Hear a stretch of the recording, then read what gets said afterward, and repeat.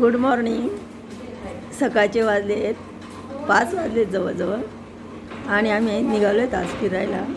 तर चला तुम्ही पण आमच्यासोबत.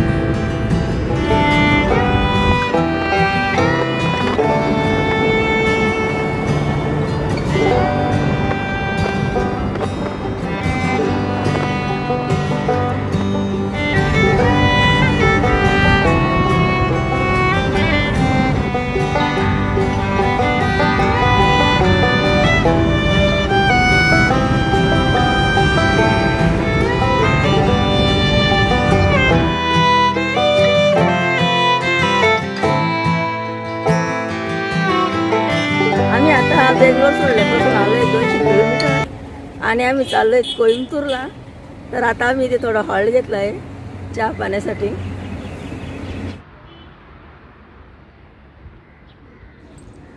सेलमच्या आम्ही आता अगदी जवळ आहोत. तर चला मी आता तुम्हाला डायरेक्ट कोइंबतूरलाच भेटते. मस्त हायवे लगतच हॉटेल होतं आणि नाश्ता वगैरे एकदम छान होता. आता आले कोइंबतूर आणि कोइंबतूरची ट्रॅफिक बघा, खूप गर्दी होती रस्त्यावर.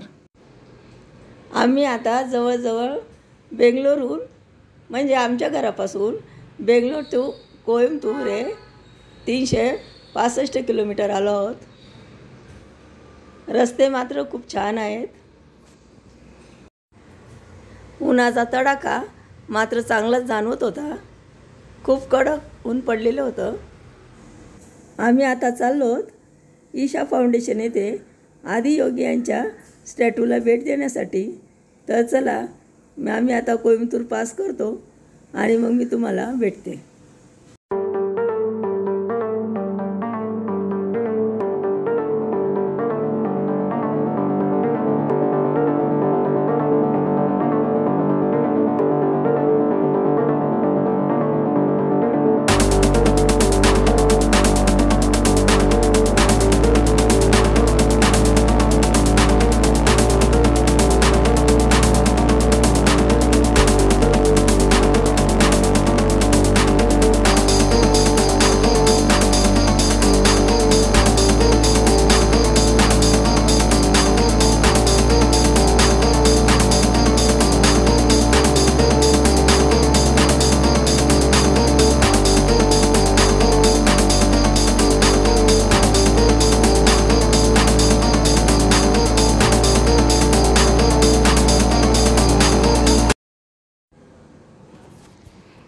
इथे चालू आहे.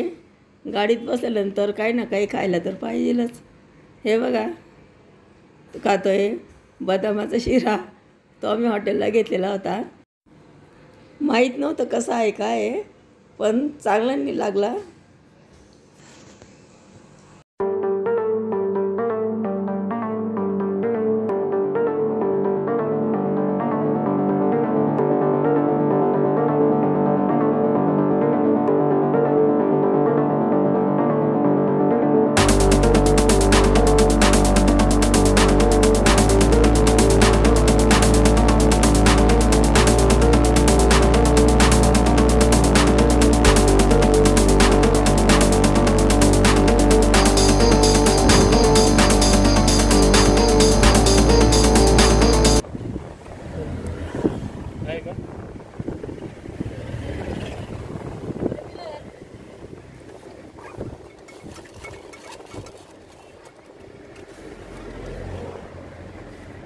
बावला रस बीस नाही पाहिला घालून.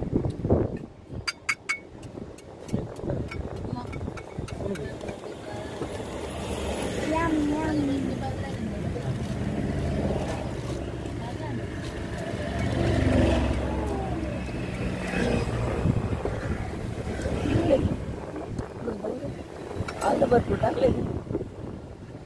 आलाच तर रसमध्ये.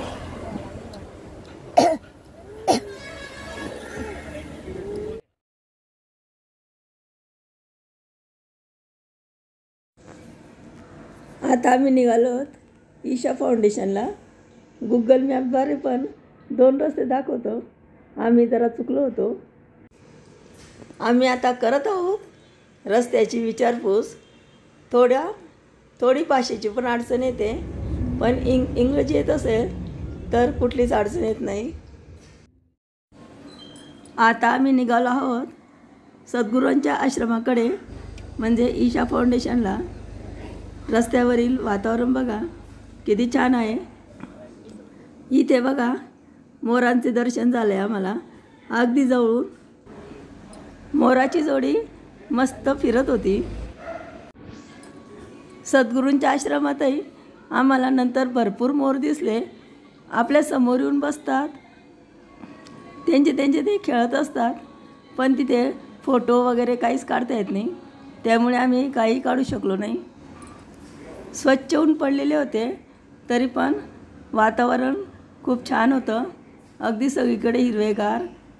नारळाची झाडे होती, काही सुपारीची झाडे भरपूर होती.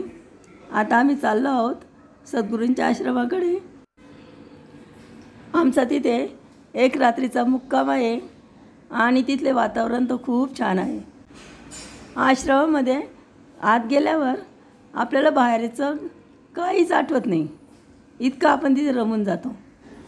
आपल्याला जर धकाधकीच्या जीवनातून काही दिवस मनाला शांती देण्यासाठी जर जायचं असेल तर खरंच सद्गुरूंच्या आश्रमात जा.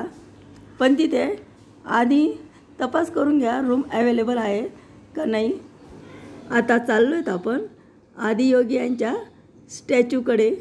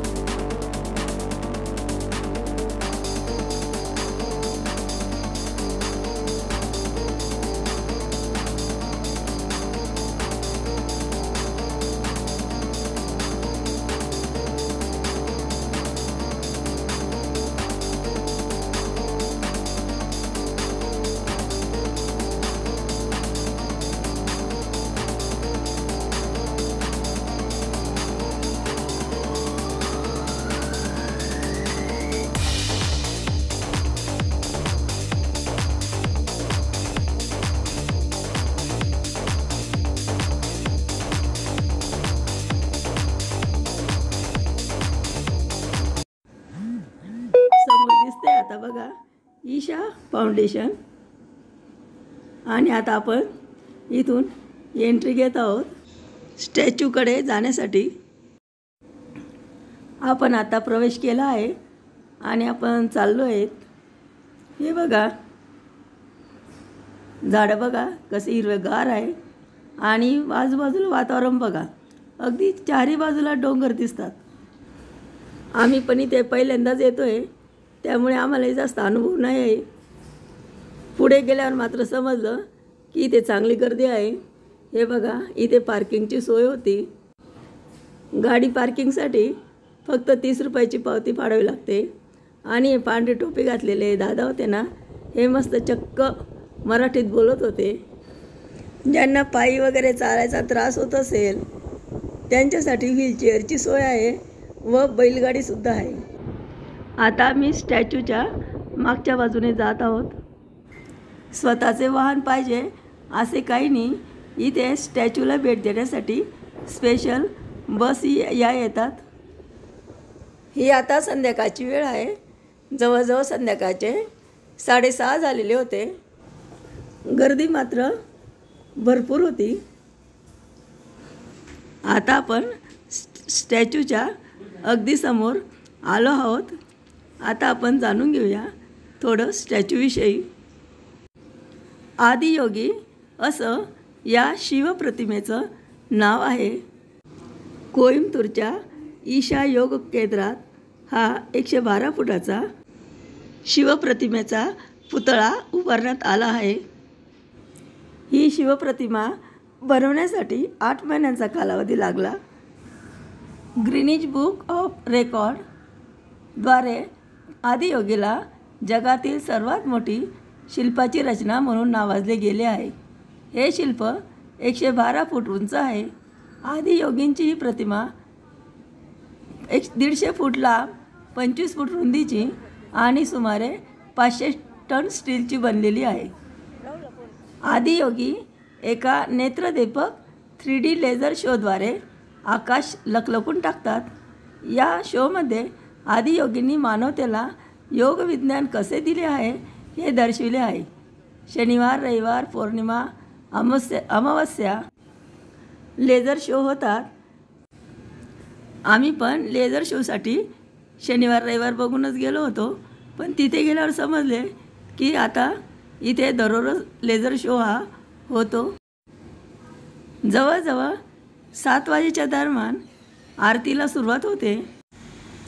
25 ते 30 मिनटं आरती चालते. आरतीच्या वेळेला खूप छान आणि प्रसन्न वातावरण तयार होतं. त्यानंतर पूर्ण लाईट ऑफ केले जातात व लेझर शोला सुरुवात होते. तरीही न चुकता सर्वांनी पुढचा लेझर शो हा पूर्ण बघा. थोडासाही स्किप करू नका. इथे मी आदियोगींच्या स्टॅच्यूची पूर्ण माहिती देण्याचा प्रयत्न केलेला आहे. तरी तुम्ही एक वेळ नक्कीच या स्थळाला भेट द्या व व्हिडिओ जर आवडला तर नक्कीच लाईक कमेंट करा व चॅनलवर नवीन असाल तर सबस्क्राईब कराल. तर चला आता आपण लेझर शो बघूया.